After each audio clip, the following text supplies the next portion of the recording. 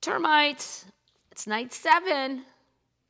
Some of you, I read the YouTube comments, some of you said you like my glasses. Well, you too can have these for $18.99. They're at Walgreens, and they're on the bottom. These are 1.50s. I really would rather have 2.50s, but I don't want to completely ruin whatever vision I have left by overshooting my blindness. Walgreens, they're not at CVS. They're not at Rite Aid. Only at Walgreens. And I have no stock in Walgreens, so it's not like I'm pushing Walgreens. Because secretly, I prefer CVS. I don't know why. Seems more organized. Brighter lights. At least the one by my house. Anyway, what are we drinking, Termites? Nelly, look! Look what Anheuser-Busch did for the St. Louis people! Nelly got his own tall boy. I don't know why nobody called me. I mean, clearly I'm not as famous as Nelly, but I mean, come on. Who are the famous comedians from St. Louis? Cedric the Entertainer. Me. I'm forgetting somebody. Chingy's not a comedian. It's a funny story, though. So me and Chingy went to the same high school. He's younger than me. And they started a wall of fame there. And me and Chingy are on it. And my mom saw an article in the St. Louis newspaper about Chingy. She said, some man named Chingy went to your high school. And I don't really understand what he does, but he looks extremely successful if I'm judging by the amount of jewelry he wears. Exactly, Mom. That's what he wanted you to think, and you did it. Good for you. So they have his lyrics on here, on the top of the can. It's all because accumulated enough scratch just to navigate it. Wood decorated on chrome, and it's candy painted. Fans fading while I'm entertaining. Wild, ain't it? How me and money get acquainted. Boom. Nelly. And then it says St. Louis. Where we from? You haven't never heard of a weak one. That's right. So great. I'm from the Lou. And then it's got a little, and I'm proud. And it's got a little cardinal thing right there. It's just wonderful. Nobody's doing comedians. I'm trying to think of the other comedian. Tommy John again. Technically, Illinois. But we're not going to throw Tommy under a bus and say he's from Southern Illinois. We'll say he's from St. Louis. Although I think he says he's from Southern Illinois. There's others that I'm just not thinking of. But anyway,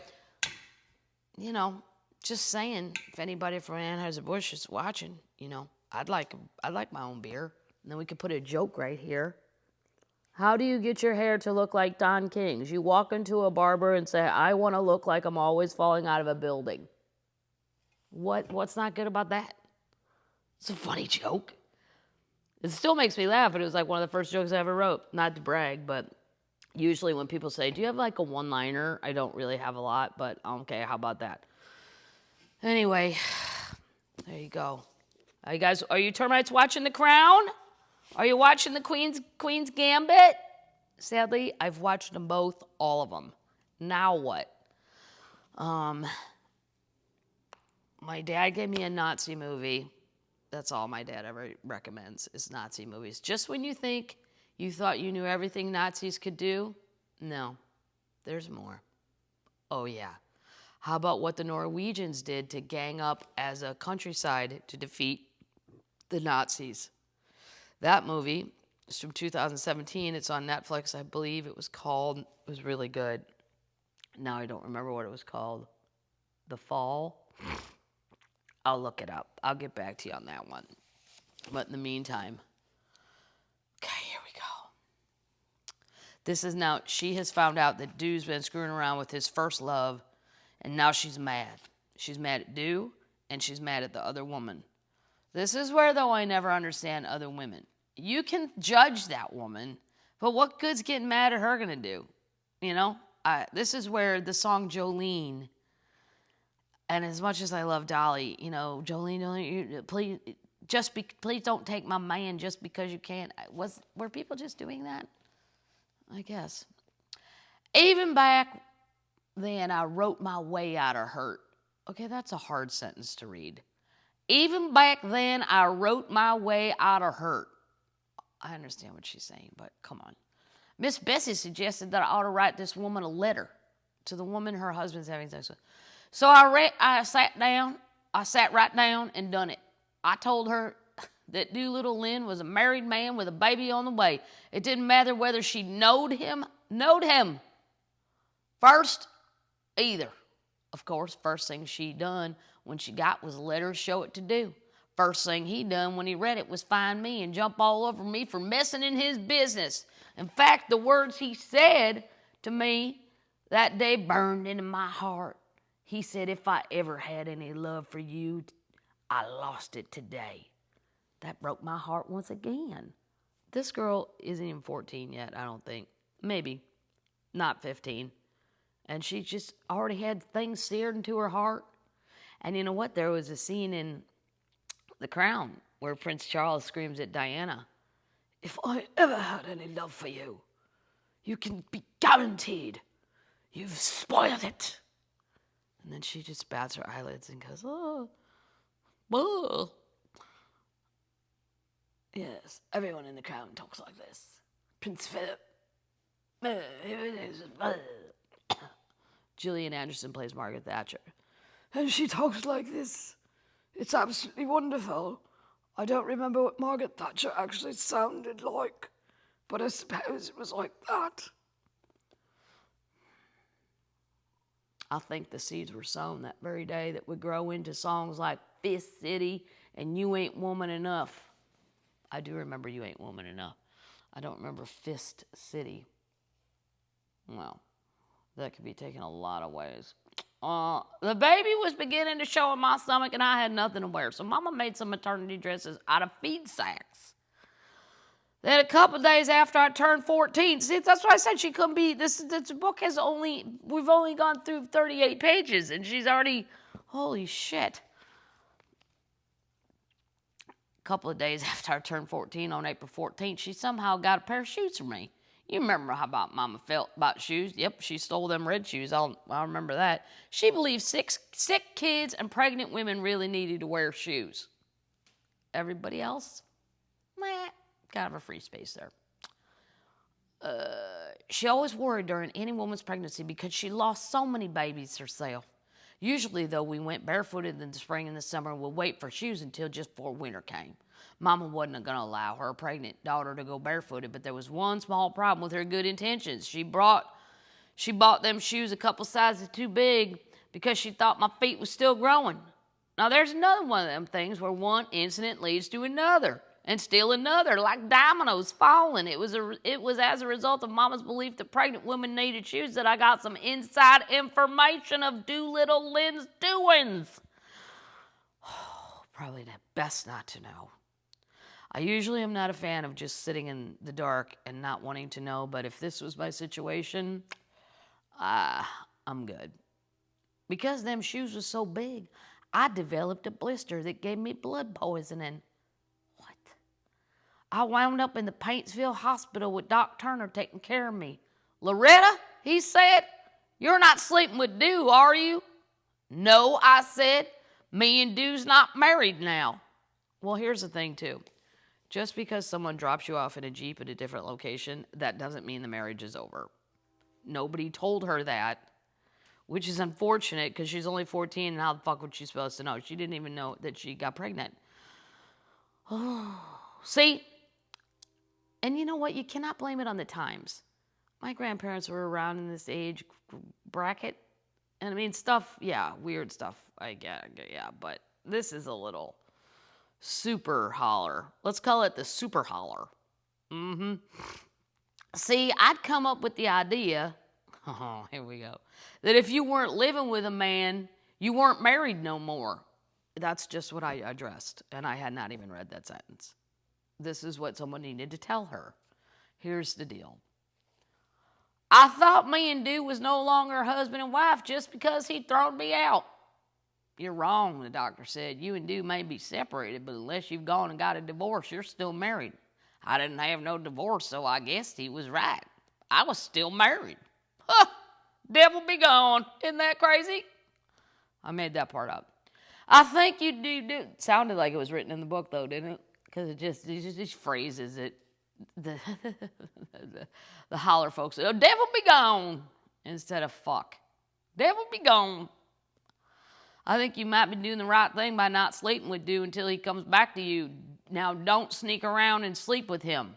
Doc Turner, bless his heart, knew I had enough problems without coming down with something you had to take penicillin for. Mom explained to me what Doc Turner meant when I told her what he'd said. You'd think I wouldn't have ever wanted to see my husband again, but the truth is I still loved him with all the unrealistic emotion of a teenager and cried over the situation at the time. I also knew I was putting Mom and Daddy back through a hard time. By the way, did I say this Nelly-themed Budweiser? I don't think I said that.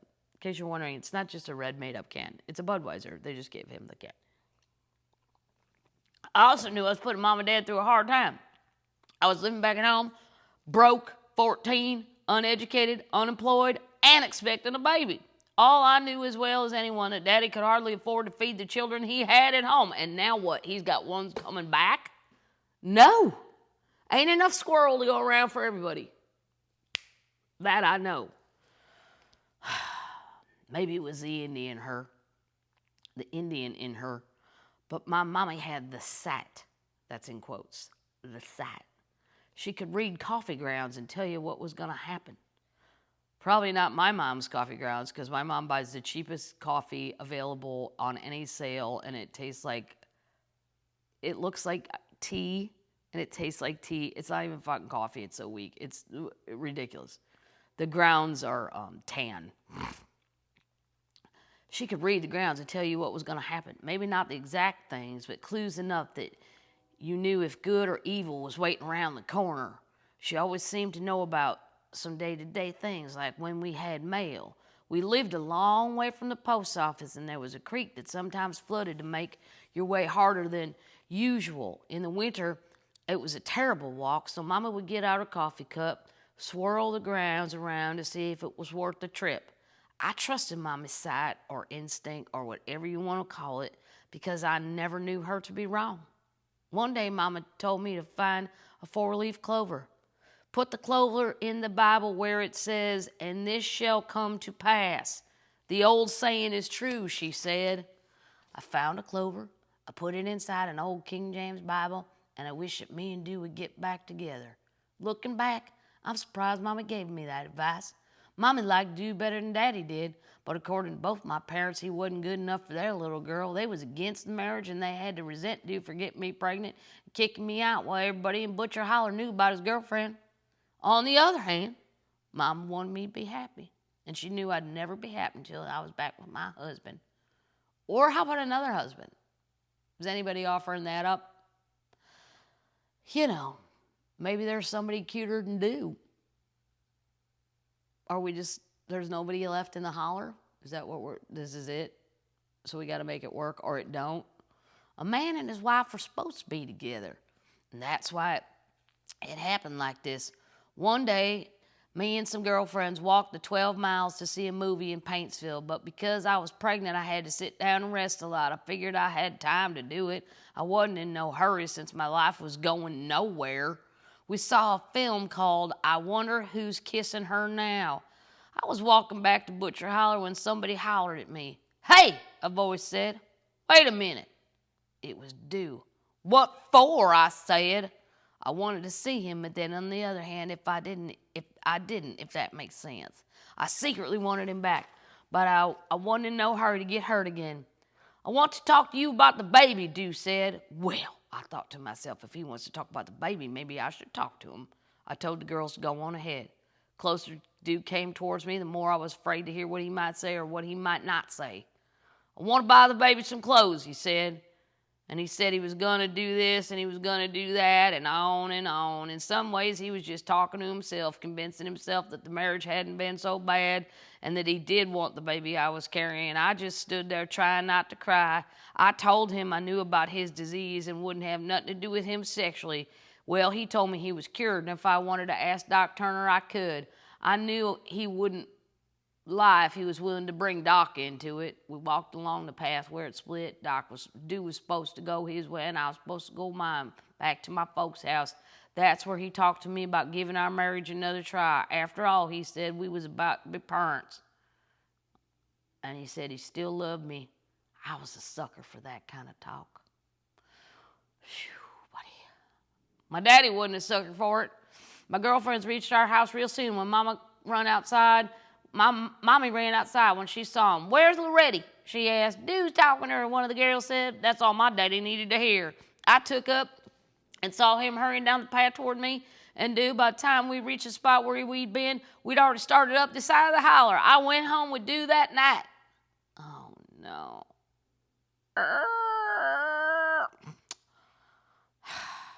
It had broke my daddy's heart when I left home in the first place.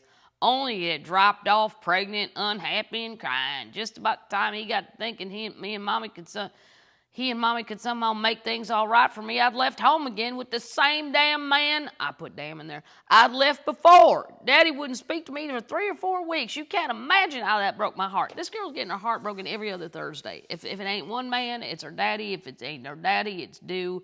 If it ain't due, it's just, she ain't got no shoes. I mean, shit. People bitch now. How'd you like to be living in this holler like this? But hearts was fixing to get broken. Dude was about to talk me into moving as far away from Butcher Holler and the only ones I knew truly loved me, my family, as he could get. Washington State. I'm going to tell you about the days in Washington State.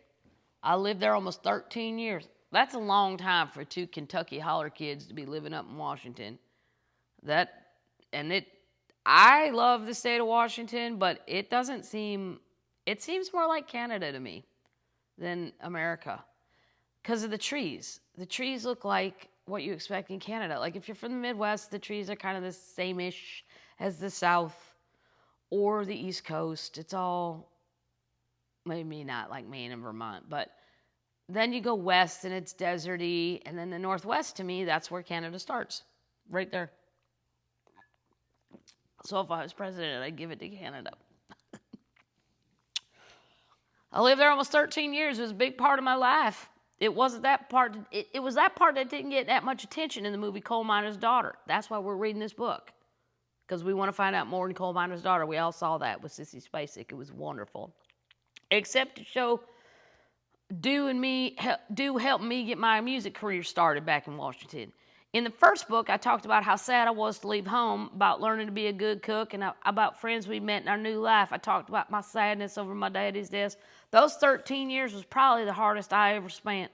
I learned firsthand what Mommy and Dad went through when they had nothing to feed their kids. Now it was my turn. And whether you are in the woods of Washington or in the woods of Butcher Holler, poverty is poverty and hungry is hungry. That should be a t-shirt. Poverty's poverty, hungry is hungry. With lots of girls, them biggest hopes are when they're teenagers in their early 20s, but mine didn't come till later. There were years when I struggled to become a woman and wasn't even sure what it was all meant to become. But for the longest time, my biggest hope was that we had enough food to eat, that my husband was going to come home at night, and that he wasn't going to get mad at me and the kids. A lot of the stories with my kids was worried about me. A lot of the stories my kids was worried about me telling happened during the time we spent in Washington. I guess they was afraid of me and Dude would look like we was candidates for Jerry Springer. Well, sometimes the truth is hard.